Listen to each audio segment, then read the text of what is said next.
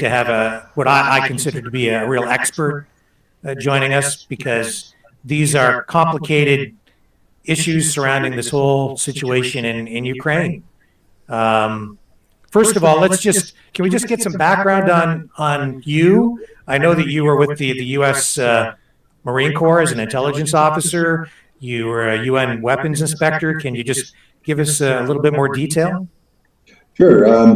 I mean, first of all, I was an Air Force brat. So my father was career Air Force, which means I was raised all over the world. I went to 3 high schools, one in Hawaii, one in Turkey, and I graduated from a German high school.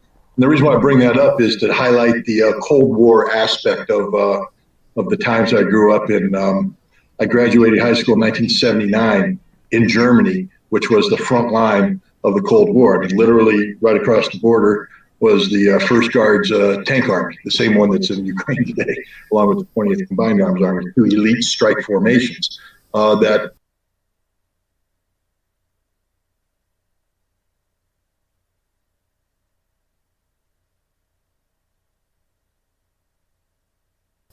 on a moment's notice could come across the border, and my house was 60 kilometers away from the front line. And that's the environment I grew up in. So when I went to college, I studied Russian history, the focus on Russian military history. And when I graduated, I was commissioned in the Marine Corps for the sole purpose of joining the military to close with and destroy the enemy through firepower maneuver, the enemy, of course, being the Soviet Army. I spent 2.5 years in the deserts of 29 Palms perfecting that skill. I was with first with the brigade headquarters, and I was with an artillery unit. And artillery plays a very big role in modern warfare, and we learned to shoot, move, and communicate with the best of them. I got orders after that. I was supposed to join what's called a Marine Amphibious Unit back then. Today, I think it's called a Marine Expeditionary Unit, but it's basically a reinforced battalion that's on amphibious shipping floating around the world ready to respond at a moment's notice, literally the tip of the spear. Best orders you could hope for. And they were canceled because Mikhail Gorbachev and Ronald Reagan signed the Intermediate Nuclear Forces Treaty. And in February 1988, I was literally the first person assigned to this new Department of Defense agency called the On-Site Inspection Agency, which was organized to implement the INF Treaty. And in June of 1988, I was the first U.S. inspector on the soil of the Soviet Union to begin the inspection part of the INF Treaty. And I did that for 2 years, 2.5 years. And one of the best jobs I could ever have. I mean, I went from trying to kill these guys to working with them cooperatively to rid the world of 2 classes of very dangerous nuclear weapons. And this began a process of arms control, et cetera. When that job ended in July of 1990, I headed off to the captain's level course in the Marine Corps right about the time that Saddam Hussein decided he was going to invade Kuwait. And then that became my focus.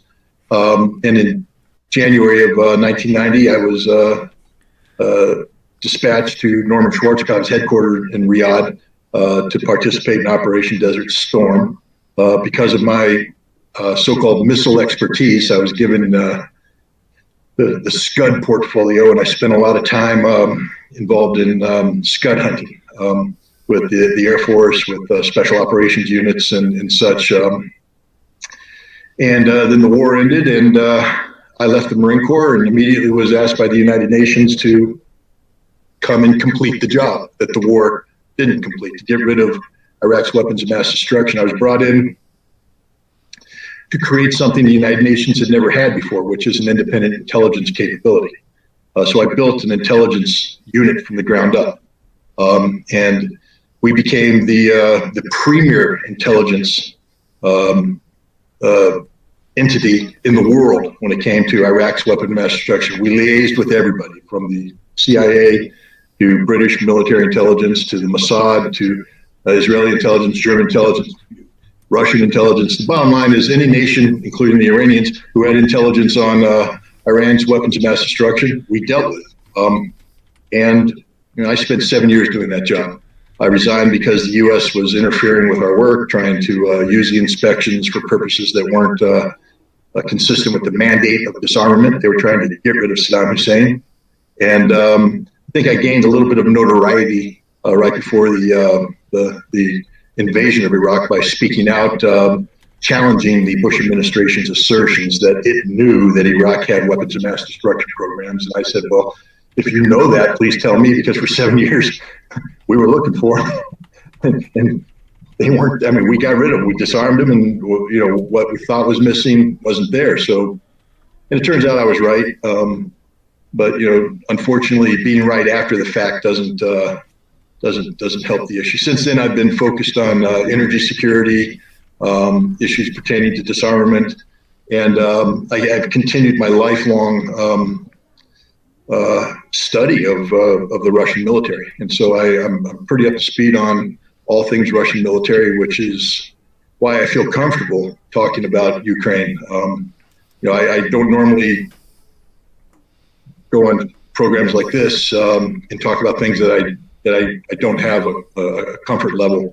I'm not going to call myself an expert, but I am going to say that when I do speak about a subject, it's usually it tends to be fact based, and if I'm making any if I'm doing any speculation, it's informed speculation, and if I don't know, I'll say I don't know. Okay. And from what I've heard you say elsewhere, I think that your perspective is a little different than what we're getting from the mainstream media, which I think is, in a time like this, there's a lot of cheerleading that goes on both sides, right? Because they're trying to create national unity around a cause, which is war. But we're seeking, I think, a more informed and nuanced and truthful perspective. So I guess my first question is, where the heck are we at with this? We keep hearing that, the Russians are being pushed back, they're being delayed, but it seems to me they're probably about on course and on schedule.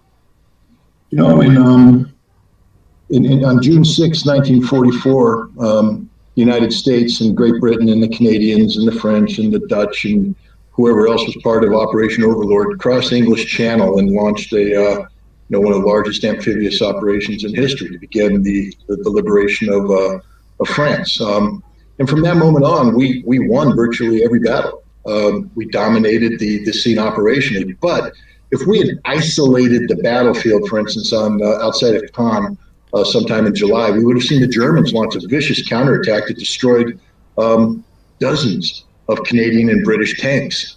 Outside during the Battle of the Falaise Gap, the Great Encirclement, the Germans launched a counterattack that took out an American regiment. And the point I'm trying to make is, war is a bloody, vicious thing. And when you fight a competent militaries tend to perform competently. And what I mean by that is, if you give them the opportunity to beat you up, they're going to beat you up. No one should ever think for a second that the Ukrainian military is not one of the most competent militaries in the world today. I mean, they've been, since 2015, they've been on the receiving end of billions of dollars of NATO training and equipment. This isn't, your old Soviet-style conscript military. This is a military that is trained to NATO standards, meaning that a Ukrainian battalion that has been trained by NATO is interoperable with NATO. You can literally plug out a German battalion, plug in a Ukrainian battalion, and they should be able to operate with everybody else. These are highly skilled people, well equipped, well led, and well motivated. They're a formidable force, and there's a lot of them. There's 260,000 regular forces. There's another 310,000 reserves, plus then you have the intelligence forces, the border guards, and other security forces. You're looking around 600,000 well-armed, well-led, highly motivated, competent Ukrainian defenders. Now, in war, this is just standard military math. The people going on the offense want to have a 3-to-1 advantage at least. You'd like to have 4, you'd like to have 5, but at a minimum, you don't even consider initiating offensive operations unless you have a 3-to-1 advantage. Now, if you're going up against 600,000 Ukrainians, that means you need 1,800,000 men before you could even think about beginning offensive operations. The Russians are coming in with around 200,000. Basically, they flipped the grid on this one. They're coming in with a 3-to-1 disadvantage, which no sane person would ever recommend when it comes to offensive operations. Because most of the time when we're thinking offensive operations, we're thinking about the conquering of territory, the seizing of ground. But Russia made it clear from the beginning, they are not there to occupy Ukraine. They're there to accomplish two things. One, denazification. That means they're going to hunt down and they're going to destroy every Azov or Azov-like unit in the Ukrainian military. There will be no mercy shown, and no mercy is being shown. Two is the demilitarization. What they mean by that is because Ukraine opted to become a proxy of NATO, even though they're not a NATO member, their military behaves as if it is a NATO member. It acts as if it's a NATO member. It trains with NATO. It deploys with NATO. So it's everything but being stamped, we are NATO. Russia will not allow this situation to exist. So it's going to demilitarize. It gave the Ukrainians an opportunity. Stay in your barracks. We're going to come in and we're going to dismantle this NATO machinery. And we're not going to kill anybody. We don't want to kill anybody. We just want to get rid of this NATO machinery so that whatever emerges after this is not going to be a NATO proxy. And these two military objectives were attached to a political objective, which is Ukrainian neutrality, that Ukraine can never be a member of NATO. So this is the military operation that Russia is doing. So its goal isn't to capture Kiev. Its goal isn't to capture Kharkov. Its goal isn't to capture Odessa. Its goal is to destroy the Ukrainian military and in the process destroy these neo-Nazi affiliated military organizations that were absorbed by the military. And it's doing just that. In the East, you have the militias, which are basically Russian military proxies. They're equipped by Russians. They probably have a lot of Russian officers and NCOs mixed in there, and they're trained to Russian standards. Their job in military terms is to fix the enemy. That means that I've got 120,000 of Ukraine's best forces in the East. And one of the reasons you have to ask yourself, why did the Ukrainians put so many people that far east? The Russians claim because they were getting ready to launch an offensive operation of their own. I don't know. I haven't seen the Russian paperwork. And as we all know in war, truth is the first casualty. So I'm not going to believe anything until I see it. What I do know is that the Donetsk and Lugansk people's militia reached out and grabbed onto the Ukrainians, and they're not letting go. And they shake them, they fight, there's casualties on both sides, but when the Ukrainians try to withdraw, they reach out and they grab them again, and they're fixing them in place. Meanwhile, the Russians are doing classic pincer movements. Now, they're not doing it as rapidly as you might want to think, because the goal isn't just to do the pincer, the goal is to destroy Ukrainian military formations as you encounter them. And that's what they're doing. They're grinding through the Ukrainian military. They're going to meet outside the Ukrainian city of Dnipropetrovsk, and they're going to trap 60 to 120,000 Ukrainian military, the best in the Ukrainian military, trap them in the east. And when that happens, it's all over. They'll surrender or die. They're doing the same around Kiev. They're just grinding. By approaching Kiev, they've compelled the Ukrainians to split their logistics. They now have to support a major military defense around Kiev, as well as try and support the east. And it's hard to do logistics. War is all about logistics. I mean, you can have all the tanks you want in the world, but if they don't have gas, you got nothing. And I'm sure as well a myriad of other little pieces and parts that have to go with it. And the maintenance is an issue too. But let's just assume that everybody has well-maintained tanks. When you run out of gas, it doesn't matter. The tank becomes useless. Artillery, an interesting thing. You've seen these videos of the multiple rocket launch systems, MRLS, where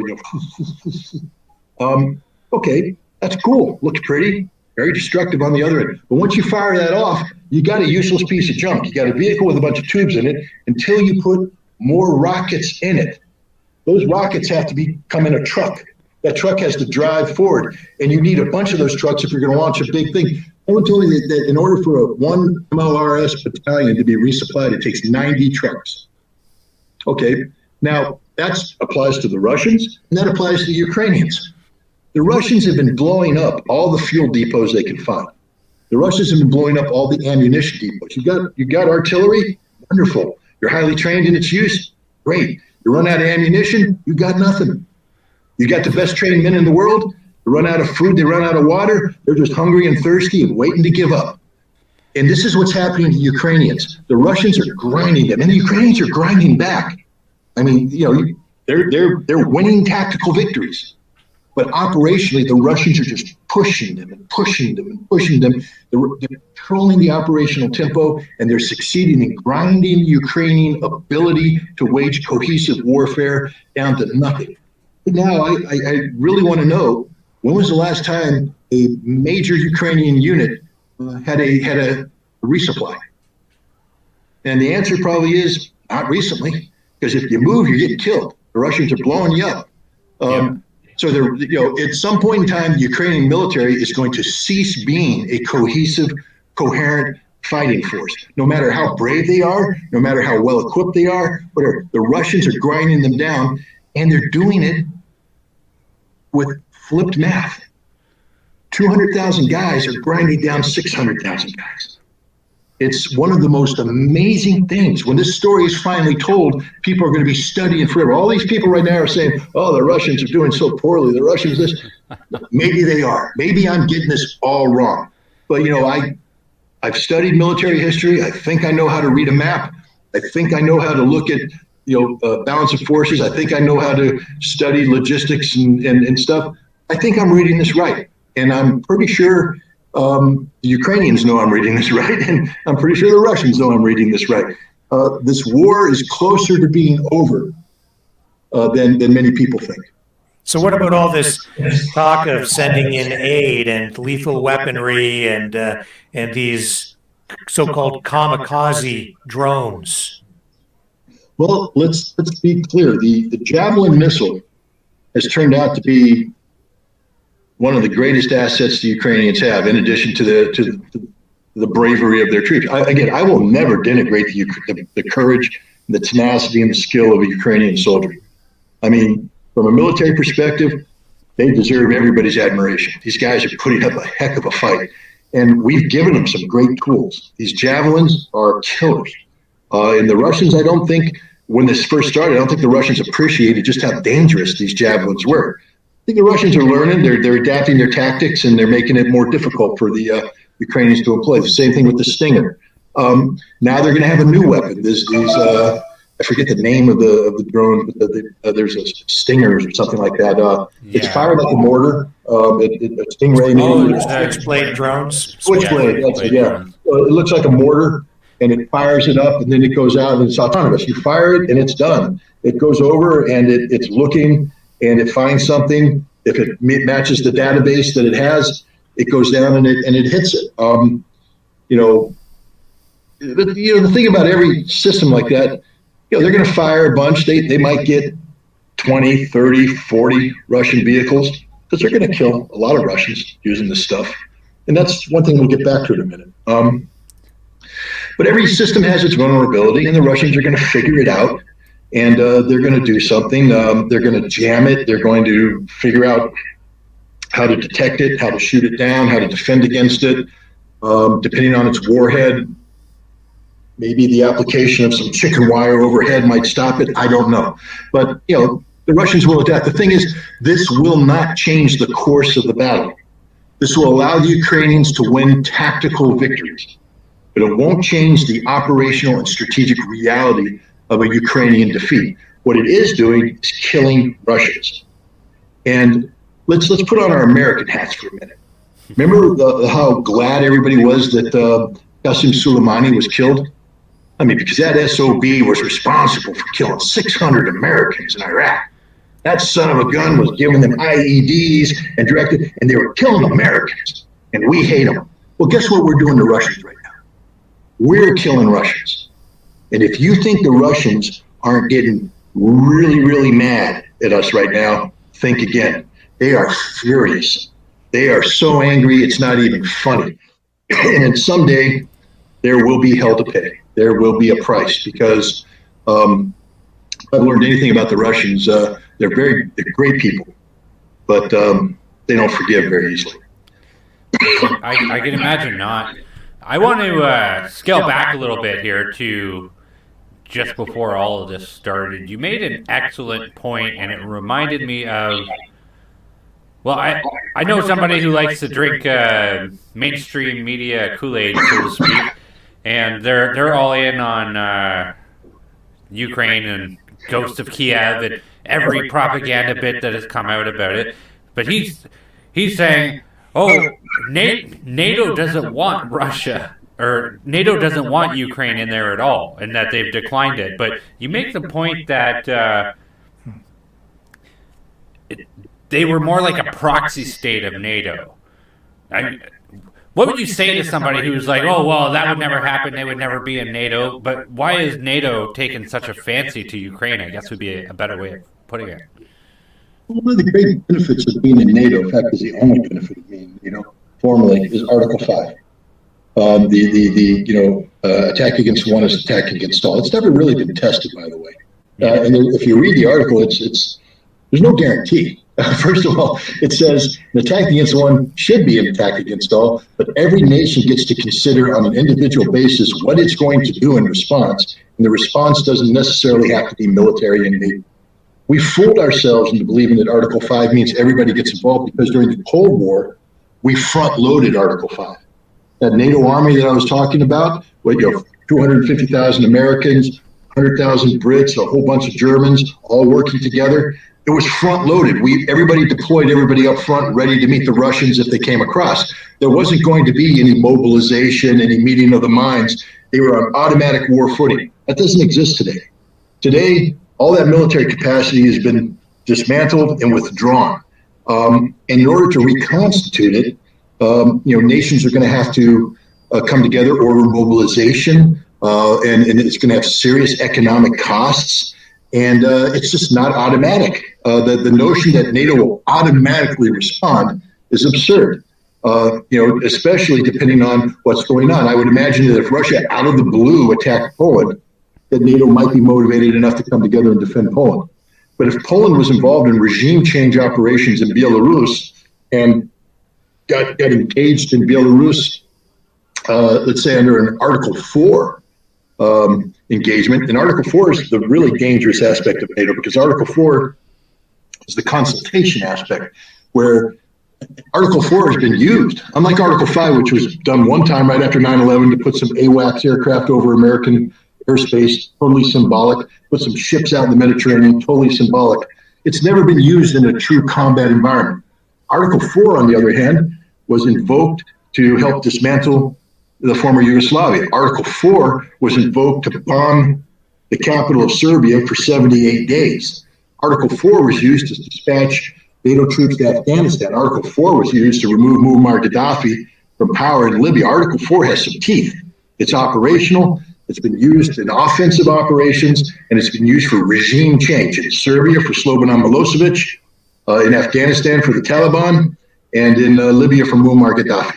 It was also used to send a NATO training mission, even though NATO didn't participate in the 2003 invasion. A NATO training mission went to Iraq in 2004, thereby providing legitimacy to what was a massive violation of international law. Article 4 is the risk. And right now we have Article 4 has been activated. Poland and the 3 Baltic nations have convened an Article 4 consultation about the situation in Ukraine. And this is a dangerous thing. In fact, next week they're going to have an emergency meeting. We're going to talk about what can NATO do about this. Let's get back to Ukraine. First of all, Ukraine was never going to be a member of NATO, not as it's currently constituted. One of the things about NATO is you can't allow a nation in if it's got ongoing territorial disputes, because by doing that under Article 5, you are automatically going to war. And so NATO says you have to be free of territorial disputes. You have to come in clean so that when we absorb you, we know what we're getting. We're not bringing in some conflict on its own. And Ukraine, because of Crimea, has an ongoing territorial dispute. Now, there was some talk a while back, and Russia even said before the current situation, the Russians said, look, our red line isn't Ukraine going to NATO per se. If you detach Crimea and the Donbass from Article 5, that means if you allow Ukraine in with the going in assumption that Crimea and Donbass will never be considered Article 5 issues, then we would not be happy about this, but we wouldn't do anything about it. That has changed. Obviously, that criteria changed, and they weren't happy about Ukraine. But the other thing is, Ukraine is, and this is what people tend to forget, Ukraine is the most corrupt country in Europe. I mean, we've lionized Zelensky as if he's somehow the modern day incarnation of Churchill. We forget that this guy arrested his political opposition, shut down opposition media, and made a close alliance with neo-Nazis. He's Jewish. He would never do that. Really? Then why is he handing out Hero of Ukraine medals to these guys? Why is he glorifying Stepan Bandera? No, he has made a deal with the devil in terms of the Azov battalion guys. But this is why they would never be allowed into NATO. NATO is a consensus-driven organization. There's 30 nations that have to agree. One nation objects. Ukraine's not a member, and there's a lot of nations that object to Ukraine being a member. But Ukraine's utility was never as a member. Ukraine's utility was as a thorn in Russia's side. RAND Corporation in 2019 published a study that was ordered by the Department of Defense. They didn't just make it up on their own. It was, how do we trip up Russia? What can we do to destabilize Russia down the road? The number one thing was to suck Russia into a conflict in Ukraine. And you say, well, wait a minute. So you're stating right up front that it's our goal to suck Russia in. Meanwhile, we built a permanent American training facility in Ukraine where the United States trains 5 battalions a year to NATO standards for the sole purpose, and I'm not making this up, there's a Department of Defense slide that shows this, we train 5 battalions a year to send them to the Donbass so they can kill Russians. Mm-hmm. So we're creating the conditions for a military conflict, and that's the utility of Ukraine. It exists in the minds of NATO and the United States solely to destabilize Russia. That's all.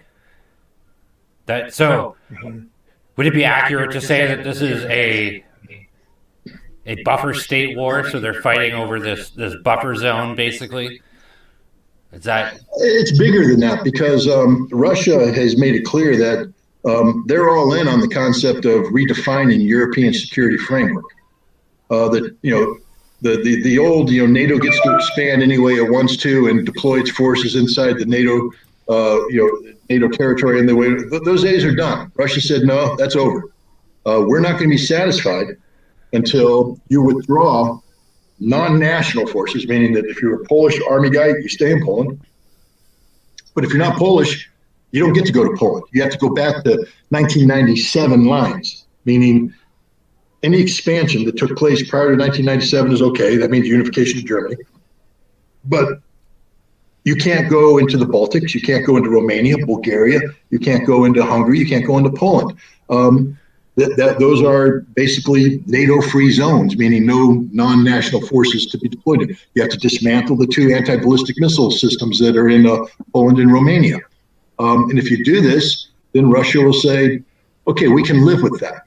Now, NATO has said that will never happen. I'm telling you right now, it's going to happen. It's going to happen because Russia is going to win this war.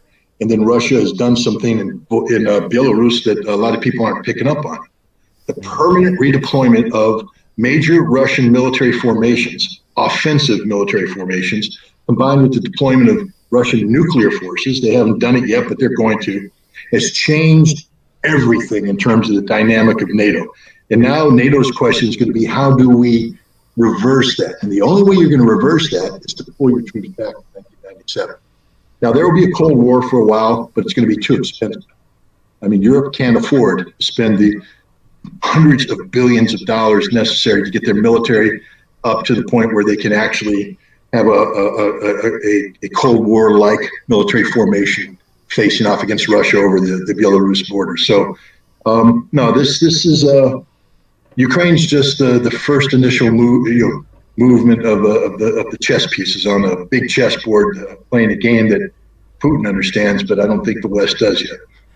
We're looking at an economic war here as well, though. The U.S., NATO, Canada, we are in a sense at war already with Russia because of these economic sanctions and other measures that have been taken. How effective are those, and how do you see that affecting things overall?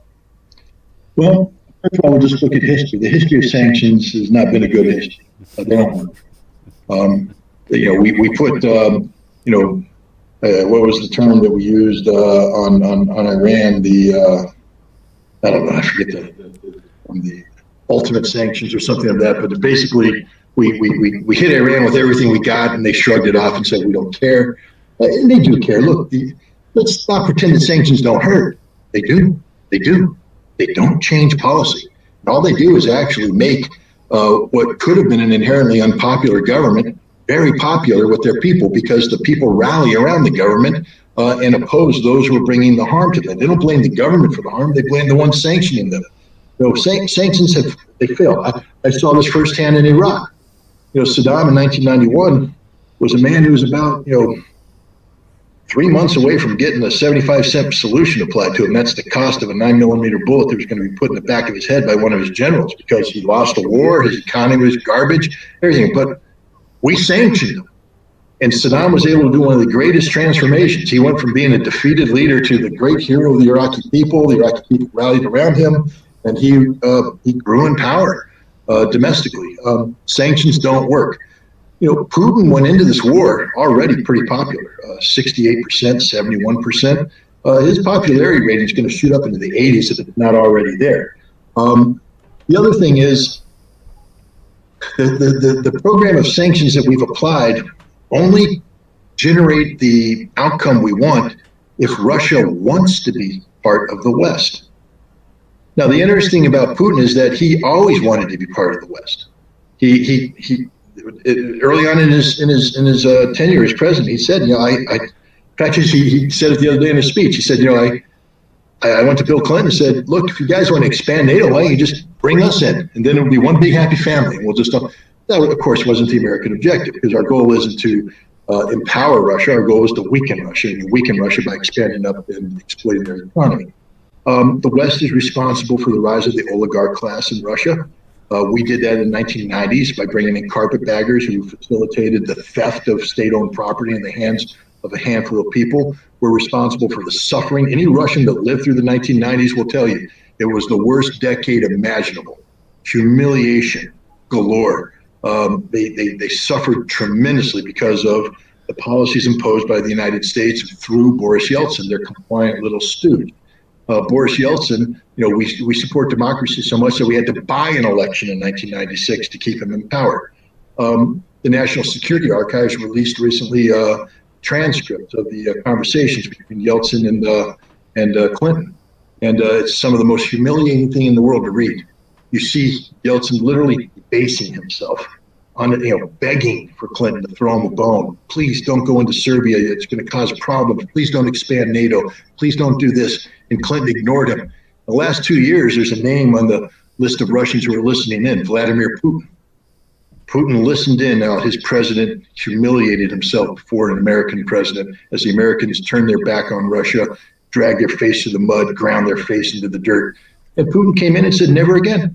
That's just not going to happen again. I'm going to turn this around. Putin doesn't want to reconstitute the Soviet Union. One of the greatest misquotes of all times is when Putin, they keep saying that, Vladimir Putin said that the greatest, political catastrophe in modern history or in the last century was the dissolution of the Soviet Union. And then they stop right there, as if Putin is bemoaning the end of the Soviet Union. Putin's glad the Soviet Union's gone. He recognizes it for what it was, a failed economic and political system. You got to listen to the rest of it, because it made tens of millions of Russians homeless overnight, trapped in what used to be their home but is now a foreign land with no one to take care of them. Russia abandoned their own people. That's the tragedy. And Putin has said that will never happen again. I am going to take care of the Russian people. And he has moved forward to do this. But one of the things he found out, first of all, he inherited the oligarch class. Study what Putin did early on. He brought the oligarchs together and he gave them a choice. Get out of politics and you can keep your money. Play politics and you'll lose everything. And the ones that didn't believe him currently live in London. The ones that did believe him, have still reside there, but they're billionaires. And Putin has tried to work with them from an economy standpoint, but he's not a fan of the oligarchs. He views them as necessary evil. He recently came out and said they're a bunch of traitors. Eh? Well, they are traitors. There's no doubt about it. But here's why he couldn't move on them. Putin is not a dictator. People need to understand that. He's a democratically elected president. He can lose an election. It's very possible for him to lose. It's not a guaranteed outcome, especially early on. He won his first elections by like 53%, 54%. That's not a lot. And the buffer is this middle class. About 20% of the vote are these apolitical middle class people whose economic well-being is intermeshed with the West, with all these Western companies that came in. They use their iPhones, they use PayPal. It's all there. And Putin recognized around 2005, 2006 that this economic dependence was a problem for Russia, that the West wasn't playing straight. The West was using this economic infiltration of Russia to destabilize Russia. They were coming in with these non-governmental organizations that were funneling money in to do nefarious deeds. I mean, anytime you have to buy a political party, which is what the West was doing, that means it doesn't really have a connection with its domestic constituency. And so Navalny and company, no, they're purely paid for by foreign interests. But Putin wasn't able to divorce from the West because any move he made to disconnect would those 20% of apolitical people would now become very political, and he could lose the election. So he had to proceed very carefully. The West just did Putin the greatest favor in the world, and they don't even realize how stupid they were in this. The West divorced itself from Russia, and Putin went, thank you. Thank you very much. Now I get to do what I always needed to do, because now you see the Russians saying, never again will we allow ourselves to be so beholden to the West that they can cause us strategic economic harm. Russia is decoupling from the West, not only the West, the oligarchs. Putin is overjoyed that the West is targeting the oligarchs. He's thrilled that they're seizing their wealth. He's just giddy with joy that the oligarchs are being disenfranchised in Russia, because this purifies Russia from the standpoint of Western taint. And now Putin, people should also pay attention when he met with Xi Jinping in Beijing on February 4th, right before the Olympics. They issued a 5,000-word joint statement. And everybody's focused on certain things like, our friendship is better than an alliance, da-da-da-da-da. But what they should have focused on was that both the Russian leader and the Chinese leader said, we are done with the rules-based international order. That, of course, is the cornerstone of American foreign policy, NATO foreign policy, the rules-based international order, which is the institutions and rules that were put in place after the end of World War II by the United States to control the global economy. It put America at the top of the pyramid and was designed to keep America at the top of the pyramid. Russia and China said, no, we're now part of the law-based international order, and we are leaning more towards the United Nations Charter and the concept of a multipolar world. And everybody went, okay, yeah, but that's just rhetoric. But then they said, we are looking to create a trans-Eurasian economic union that will unite Russia, China, India, Iran, Pakistan, the Central Asian nations, with connectivity to Africa, to parts of Europe, to South America, a global economic union that will create a internal economic system independent of the United States and Europe, meaning they don't need them anymore. This is the reality of the world we live in. And it was only made possible by the sanctions that the United States sought to put on Russia. This is a double-edged sword. It's hurting Russia, but it's going to kill the West. Yeah, because this also puts the U.S. dollar at risk, right, as the world's reserve currency. And if that happens, I would think that we're in a lot of trouble. We're in a world of hurt if that happens. You know, I'm not an economist, so I have to really tread carefully here. But I will say that, you know, there's two things. There's the world reserve currency, and then related to that is the petrodollar. Because it's, you know, because the whole world depends on oil, everything is sold in dollars. That's how transactions are done. When the United States, to explain to people, that happened in 1974 when Nixon took the U.S. off the gold standard, and Saudi Arabia required that all oil be purchased in U.S. dollars. So all oil that is sold is sold traded in U.S. dollars. But if that changes, that reduces demand for the U.S. dollar, and we've got all this money printed. Now you have an oversupply, and the currency could collapse. It will collapse. It could collapse. Look, you know, right now, India, China, and Russia are engaged, and I forget the number. I think it's $30 billion deal that will only be done in rubles and rupees. They've already said we're not doing the dollar anymore. You know, and one of the reasons that the United States, again, you know, we're so short-minded. And Biden was chuckling. Russia built up this $650 war chest. Ha ha ha. Well, we just seized 300 billion of it. They can't get access to it. And Russia's going, okay. You know what Russia might do. I heard is if somebody's got, you know, $100 billion of Russian-owned U.S. currency stashed away, and the U.S. is saying you can't get access to it, Russia may unilaterally pass legislation that automatically converts that holding into gold-backed rubles that appear in a Russian bank, and Russia says, we don't care about that money anymore. It's valueless. It has no value. We don't care. The money is now here. And if enough of the world recognizes that as legitimate, now if somebody has $100 billion worth of U.S. currency, it's backed by nothing. It's just paper. And this could happen over and over and over again. There's already talk about Saudi Arabia selling all oil with China through the yuan, the Chinese currency. So this is the beginning of the end.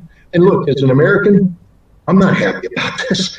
I mean, you know, if the dollar loses value, how am I going to pay my mortgage? How am I going to pay, you know, my daughter's college loans? How are we going to pay for anything? It will be a just absolute nightmare. But, you know, I live in a country that's committing economic suicide. I mean, that's literally what's happening right now. And they're doing it because of the most narrow-minded policy posture imaginable, this Russophobic demonization of an entire nation in the personality of one man, Vladimir Putin. We've turned him into a cartoon figure bad guy. All the people that sit there and speak down, they don't even know the guy. If you actually took, I mean, the interesting thing about Putin is he's been around for 5 American presidents. And I make this following challenge. Take the inaugural address or any State of the Union address of any president, because those are the premier speech, you know, written speeches. Those are the ones, those are the big dollar speeches, the ones that are supposed to have the lines that we remember forever. Take any one of those and compare it to your average Vladimir Putin speech, given off the cuff, no script, just speaking. Go to the Valdai conferences that he holds in Sochi and listen to this man talk. He is articulate, he is intelligent, he has facts at his fingertips, he's witty, he's humorous. You know, this guy is literally one of the most intelligent politicians in the world. That doesn't mean that I worship the man. It doesn't mean that I think that, you know, his breath doesn't stink or whatever. You know, I know he puts his pants on one leg at a time just like everybody else. All I'm saying is, whether you agree with him or disagree with him, you have to respect the fact that this guy is good at what he does. And so when I watch these amateur TV analysts sit there and turn him into a cartoon figure, all I'm thinking is you guys are slitting your own throat. Because if you don't know your enemy is going to crush you. And if you're viewing Vladimir Putin as a problem, you have to define the problem accurately before you can come up with a solution. Because if you're trying to solve a problem without accurately defining what it is, you're solving nothing. And that's what's going on right now. America is implementing policy after policy after policy that is solving nothing because we haven't defined the problem properly. That seems to me to be extremely dangerous, given that we're dealing with a nuclear power. Yeah, I don't mean to laugh about this, but I mean, this is, I think it's the American Federation of Scientists or that have the Doomsday Clock or the Union of Concerned Scientists or something like that, and they keep playing with the time, to make play. And I understand why they do it. But if you want to just be honest about it, put it at 1 second to midnight, because that's where we are perpetually. Because it doesn't matter what's going on. All you need is 1 second of a mistake. 1 second, the second before someone issues the order to launch a nuclear weapon, and it's all over. The world ends. This isn't happening anymore. And we're at 1 second to midnight every single day of the year, so long as the United States and Russia have the nuclear arsenals that they have. And it gets even more likely for an accident when you have lunacy such as taking place in Ukraine or even in Syria. Remember when Hillary Clinton was talking about imposing a no-fly zone over Syria and just was laughing off the concept of shooting down Russian airplanes? I mean, it's ludicrous. People need to understand that these nuclear weapons are real. And back in the 1980s, when I was in high school, I lived in a town called Marnheim, and right next to Marnheim was a little army base called Weierhof. The Weierhof was a housing area for military personnel who were guarding the largest nuclear weapons depot in Europe, which meant that if the balloon went up, we were all going to die in a flash because that was going to be the first place hit by a Russian nuke. They were going to take out all our nukes before we could get them into the field. And we joked about it, saying that, we won't even know what happened. We'll be asleep and it's done. And my father was in the military, and every once in a while he would disappear into the bunker when tensions got high. And, imagine being a kid, knowing that you live next to the principal nuclear target for the Soviets, and your dad's now in a bunker because there might be a war with the Soviets. We took nuclear war seriously. This is why I was such a believer in the INF Treaty. Getting rid of those missiles was the best thing we could do for humanity at the time. And yet, the United States has backed out of every single major arms control agreement that had any meaning. We're still involved in New START, but we don't take it seriously. We cheat on that continuously. And we're now talking about sending back to Europe intermediate nuclear forces, missiles, recreating the situation that existed in the 1980s. What kind of insanity is this? I mean, and the American people don't care. Literally, I'm looking at these. I'm sorry, my fellow Americans, but you're idiots. You are literally the dumbest people in the world, the most ignorant people in the world about the world you live in. I challenge your average American to pass a geography test, pass a world history test. They can't. They don't know they have no perspective on what's going on in their name and the dangers that are attached to that. At least in the 1980s, we all knew why we were going to die.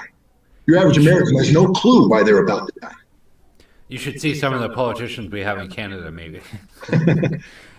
Me and Rick had said this before that I think what the wild card in this situation is we have a president like Joe Biden, a prime minister like Pierre Trudeau, Trudeau? Justin Trudeau. Not enough coffee this afternoon, by the way. Justin Trudeau. We got Boris Johnson in the UK. Nobody is too happy about these people, and their competency does not seem to be too great. How worried should we be about these individuals maybe starting nuclear war before maybe Putin ever would? Well, again, I don't think a nuclear war is going to happen on purpose. I think it's going to happen by accident. I will say this for the Biden administration, that so far they're saying the right things when it comes to a no-fly zone. So far, they are, but it's, Joe Biden is a political animal. And every week that goes by, you see people creating more and more justification for a no-fly zone. Next week, we have an emergency meeting of NATO. What are they going to be talking about? No-fly zone? Probably not, because everybody said no. What they could be talking about is the creation of a humanitarian corridor inside Ukraine to handle the 10 million refugees who are going to be coming across the border pretty soon. They're already at 2 million and they're saturated. They can't take anymore. But what happens when the Russians start closing the deal on some of these military operations and the Ukrainians wake up to the fact that it's over and they start, all of them start running? You're going to have a nightmare at the border.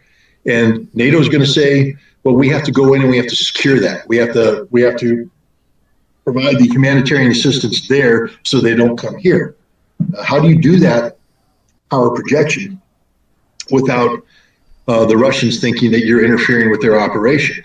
Very dangerous situation. So there's a lot of room for miscalculation. And none of these guys give me confidence because they all say stupid things. Joe Biden, Putin is a war criminal. No, he's not. Do you even know what a war crime is? I mean, you should because you've committed several yourself. But, let's make the case before you pass sentence. Let's find out if the Russians did everything they've been accused of. My understanding is the Russians have come in as soft as possible early on. They have not used all the military power that they could have. They've suffered tremendous casualties as a result. And I'll give you again, I talk about military math all the time because, the one thing about when you do things over and over and over again, patterns develop.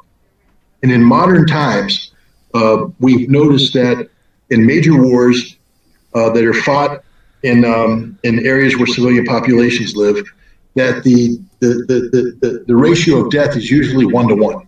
The 50% of the overall casualties that are suffered are going to be civilian casualties. The other 50% will be military casualties. Let's just assume so right now the United Nations says it's somewhere around 800 civilians have died. That's 800 too many. I'm not minimizing any of this. My heart bleeds for the innocents caught in this war. 800. I think I think there's conservative. You could say that the Russians have lost between 1,000 and 4,000 guys, depending on where you're going. And this 10,000 number is ridiculous. Ukrainians have lost between 6,000 and 10,000. They're getting slaughtered.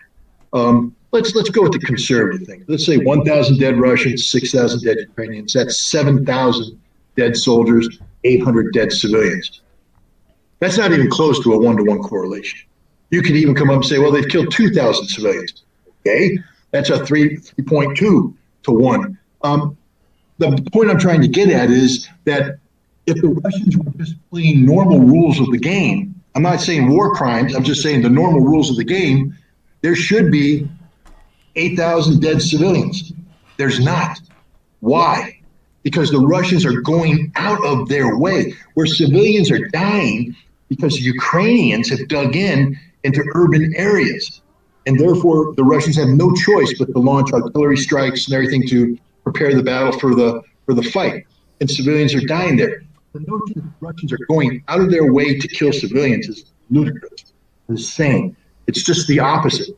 The Russians are putting themselves at risk on purpose so as to not needlessly put Ukrainian civilian lives at risk. Yes, people are dying. Yes, it's horrible. Yes, mistakes are made. But no, Russia's not sitting there saying, how many civilians can I kill today? Because believe me, if they were saying that, the numbers would be horrific. Yeah. Would you? There's been a whole lot of talk about the maternity hospital and stuff like that.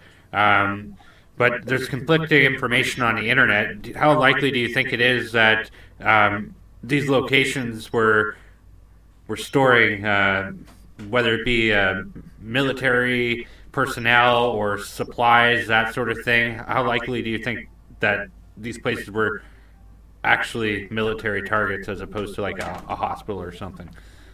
I don't know. I mean, this is one of those areas where I don't know. What I can say is this. If that was an air-delivered munition, we know that NATO tracks every Russian airplane flying over Ukraine. Now, the Russians have said that no airplanes flew over the maternity hospital on the day that it was bombed. Okay, there's a nice little fact point. NATO, if you're accusing the Russians of a war crime, show me the radar track. Tell me what airplane took off from where, flew over Mariupol at what time. And then I can say, Russia, you lied. We actually have an Su-34 capable of dropping a 500-pound bomb flying over Mariupol about the time of the impact. So now, do you want to reconsider your statement? We can do that, or we can say there was no airplane flying over, so now we have to ask the question, what happened? Now, the Russians could change, provide the intelligence. During the Gulf War, one of my jobs was targeting. And I helped prepare target folders, and then I would do the battle damage assessment of them afterwards. But every target had to be checked for legitimacy under international humanitarian law, under the laws of war. Is this a legitimate target? Or, what are the chances civilians? And one of the great targets that we hit, that when I say great in terms of notoriety, was the Armoria bomb shelter. Over 400 Iraqi civilians died because of that attack. And people have been calling the United States war crimes. Well, I was involved in that. I'm here to tell you right now that we scrubbed that site. We believed we were hitting a legitimate target. We thought that there was a military, we had very good reason I can't go into right now unless they've declassified it, but very good reason that there were presidential level communications emanating from that structure, and that was being used by high level Iraqi command and control at a time when eliminating high level command and control for the Iraqis was one of our top priorities.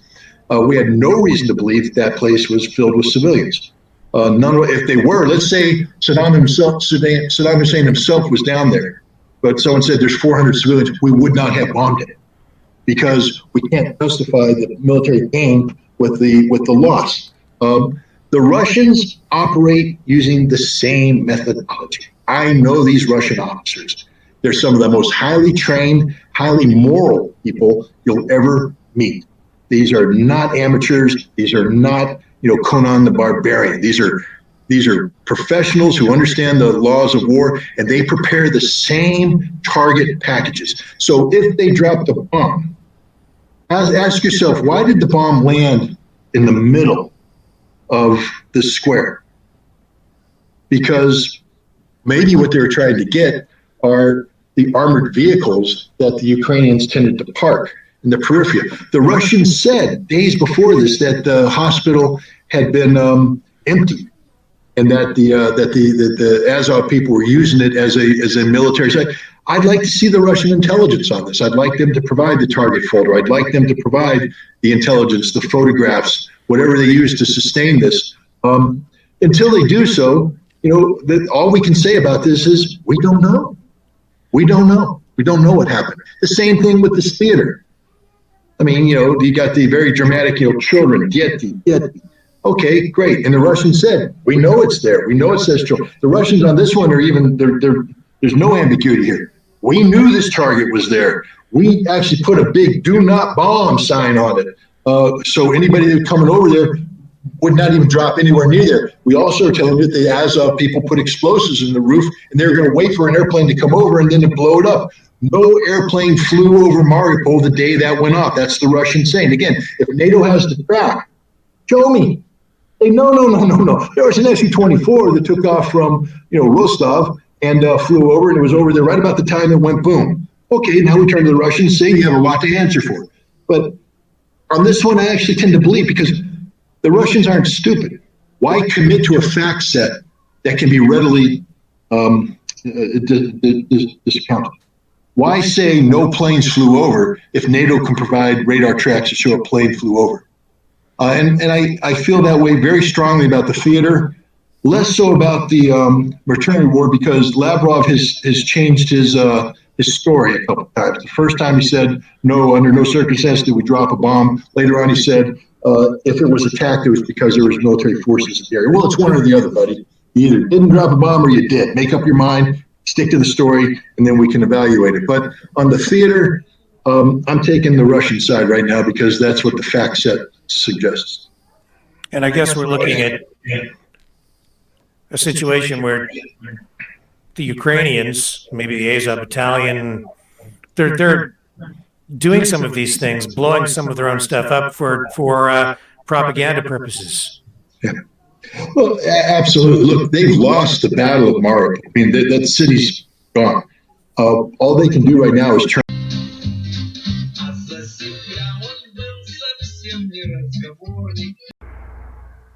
Да дурака валяли. Разговаривать.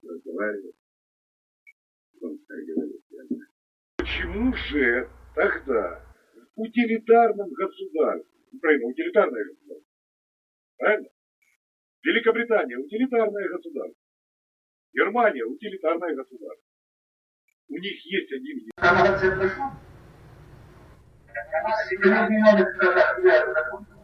Соединенных Штатах Федерации. В Соединенных Штатах Федерации слышал? Да? Да? А как называется?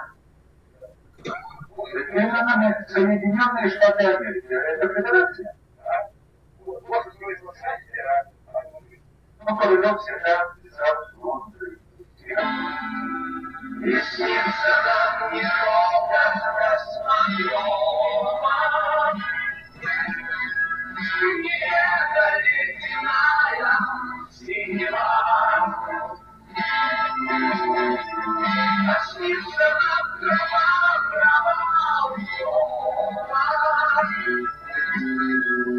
зелёная, трава.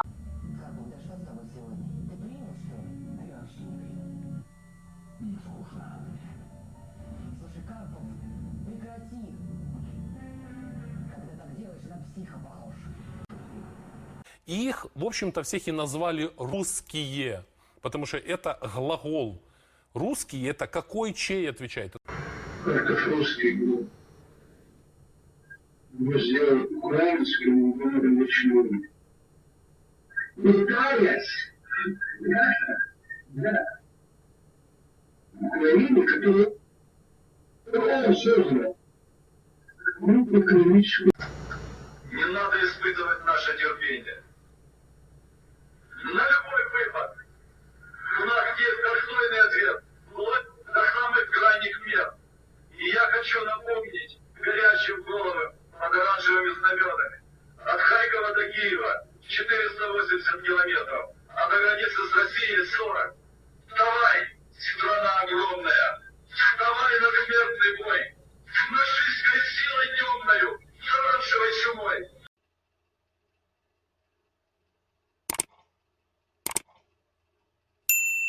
Тебя связали кумачом и опустили на колени. Сверкнул топор над палачом, а приговор тебе прочел кровавый царь Дивизии.